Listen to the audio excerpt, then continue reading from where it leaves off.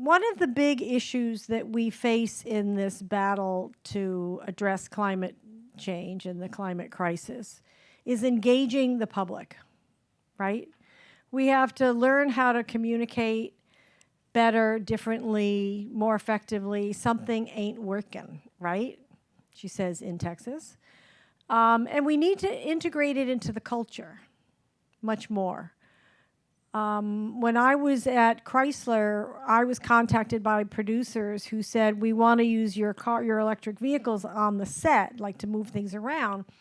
But then they also wanted to use them in the script. So Seth Rogen, for example, did something and he goes, how about if we do this? She's on a date with a guy in an electric vehicle in your car, and he says, so shall I plug this baby in and come up? I mean, that sounds silly, but it's integrating it, the vernacular, into the culture, right? So how do we do more of that? So to address this climate crisis at this level, we need, and at the speed we need a much, much, much, much, much greater participation from everybody, whether you believe in the climate crisis, whatever your political persuasion, whatever state you're in, whatever country you're in. So how do we do that? As Pope Francis said, we have to protect our common home. These disasters happen anywhere. Hurricanes, tornadoes, floods, droughts. They don't ask what your political party is before they wipe out your neighborhood, right? And yet, this polarization around climate change, this is a really important point, threatens to get people the information they need to be safe. Because some people are not getting the information about the impending crisis in time to evacuate when there's a hurricane.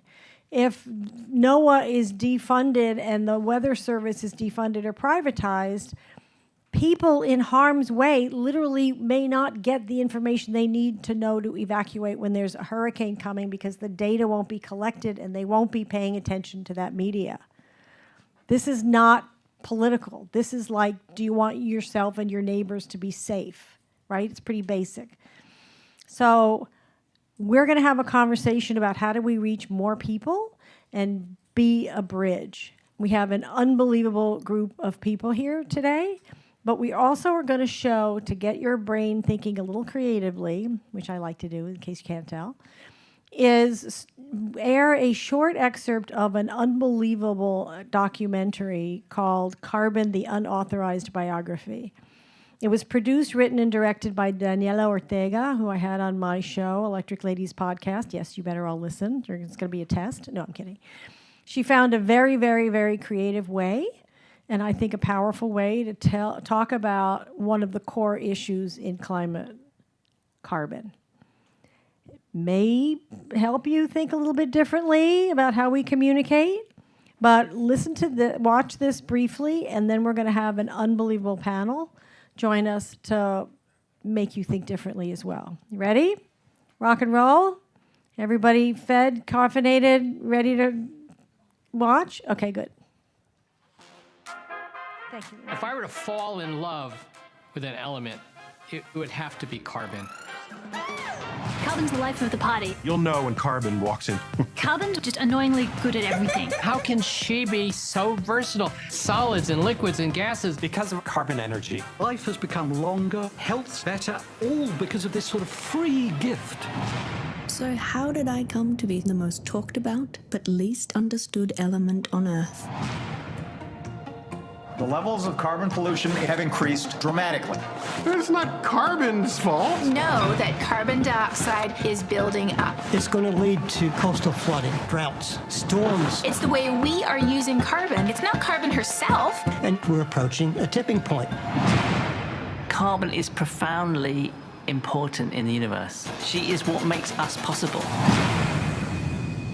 We don't exist independently of nature. We are nature. Because we are made of carbon, so is everything else. But how did that spark of life begin in your world? There's a direct line from the birth of carbon in stars to the birth of us and all of the life around us here on Earth. It's like finding a long-lost relative. Wow. I'm a participant in a great unfolding story in the universe. We've been very fortunate to find the oldest carbon-bearing material in the world, 3.5 billion years old. This is the signature of life. My generation feel viscerally that their future is at stake. Nothing is more urgent to survival than understanding carbon and where she likes to hide. Wherever I find life, it's going to have some carbon chemistry just the way I do. You have to learn to get along with carbon. And she's very happy to get along with us if we treat her right. Builder or destroyer? Which do you want me to be?